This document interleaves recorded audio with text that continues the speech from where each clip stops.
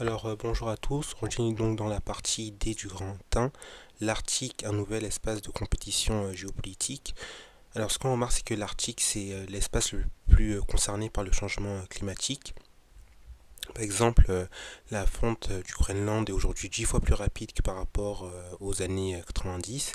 De 119 à 2000, on remarque même un recul de près de 13% de la banquise d'été de l'Arctique. Euh, Au-delà même que l'Arctique soit concerné par le changement climatique, l'Arctique en fait c'est une zone de ressources parce que elle contient près de 10% des ressources de pétrole à découvrir et détient 30% des réserves de gaz. C'est pourquoi aujourd'hui elle est exploitée par des entreprises minières comme Blue Jay Mining, qui est une entreprise du Royaume-Uni, et cette société est impliquée dans plusieurs projets miniers au Groenland pour exploiter des dépôts de nickel, de cuivre, de cobalt et d'autres types de métaux. Également l'entreprise Amarok Minerals du Canada euh, exploite des ressources au Groenland. En fait, il est focalisé sur l'exploitation et le développement de gisements d'or dans le sud du Groenland. Et en fait, cela a deux types le fait que l'Arctique en fait soit une zone disposant de ressources, ça entraîne deux types de volontés pour les États. Tout d'abord une volonté de partage de l'Arctique. C'est ainsi que dans les années 2000, la Norvège et la Russie elles vont réclamer une extension de leur ZEE pour se partager le centre de l'Arctique.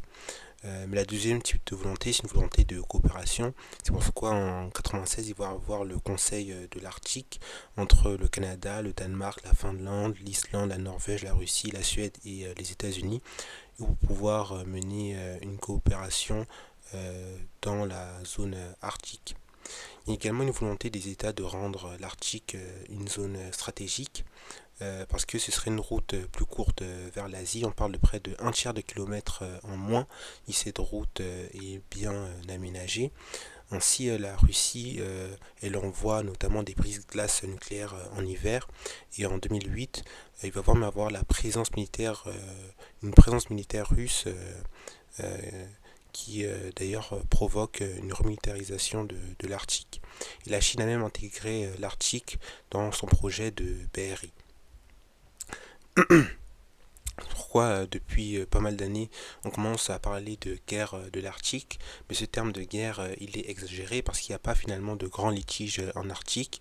En effet, la plupart des ressources en Arctique sont inclus dans les ZEE, les zones économiques exclusives, et donc il n'y a pas de contestation possible.